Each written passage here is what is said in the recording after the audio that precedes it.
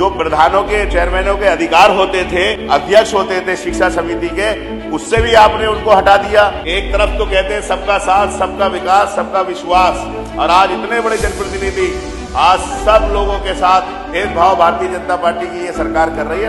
आज पूरी तरह से जनप्रतिनिधि, चुने हुए जनप्रतिनिधि त्रस्त है। और बाजी जगह तो अध्यक्ष जी ऐसा है, जितना पैसा मिलता है उतनी तनख्वाह चली जाती है, विकास के लिए कुछ बच ही नहीं रहा। श्री कमाल अख्तर। धन्यवाद सर, आपने लोकमत के इस मामले को, जो 80,000 चुने हुए जनप्रतिनिधियों के अधिकारों के हनन से संबंध है, उस मामले को उठाने का मुझे मौका दिया।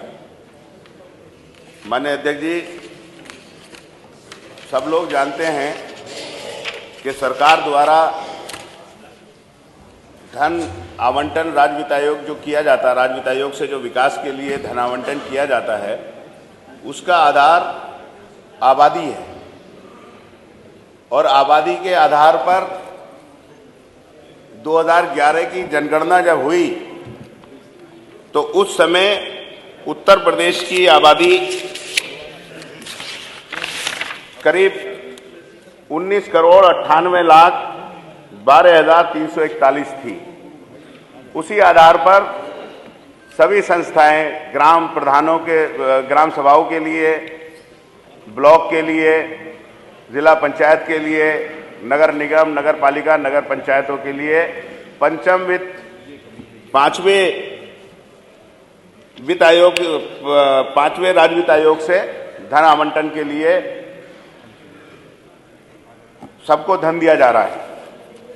आज 13 साल बाद, जबकि आबादी बढ़कर 30% से ज्यादा हो गई है, तो इतना जरूर हुआ है कि 2020-21 इसके अंदर जो राज्य वित्त आयोग का मिलने वाला पैसा था, वो निकायों या और संस्थाओं से कम तो कर दिया गया, लेकिन जब आबादी लगभग आज 23,15,02,578 है, सर्वे के एतबार से जो गवर्नमेंट ने किसी भी वजह से सर्वे कराए हैं, इस आबादी के सापेक्ष आज तक राज्य वित्त आयोग का पैसा जो है इन संस्थाओं के लिए नहीं बढ़ाया गया।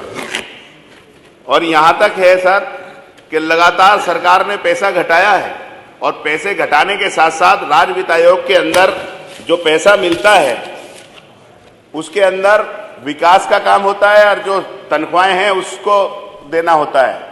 लेकिन लगातार ये त्रिस्तरीय पंचायत या जो चुनाव कराए जाते हैं, फिर चुनाव कराने का कोई मतलब नहीं है, ये ऑटोनोमस बॉडी है, इसलिए प्रधानों को, चेयरमैनों को अधिकार दिए गए थे कि वो अपने अधिकार से काम करा सकें। लेकिन आज हो क्या रहा है? आज ये हो रहा है कि अगर राज्य वित्त आयोग का पैसा है, उसी पैसे से सरकार ने अभी पंचायत सहायक लगाए, लगाना चाहिए, अच्छी बात है, लेकिन अगर पंचायत सहायक लगाए तो हर ग्राम सभा की राज्य वित्त आयोग से 7,000 रुपए उनका वेतन दिया जा रहा है। सरकार को बजट के अंदर प्रावधान करना चाहिए था। सरकार को चाहिए था कि नौकरियां दे रही है, अपनी पीठ थपथपा रही है, उनके लिए बजट के अंदर तनख्वाह की व्यवस्था करनी चाहिए थी। आपने शौचालयों में सफाई कर्मचारी लगाए, शौचालय बनने चाहिए थे, लेकिन उसकी तनख्वाह भी खातों से जा रही है राज्य वित्त आयोग के। आपने अगर उसके अंदर जल सखी लगाने जा रहे हैं, उसकी भी, प्रधान का मानदेय भी, मेंबरों का मानदेय भी राज्य वित्त आयोग से जा रहा है, आप लोग नहीं दे रहे।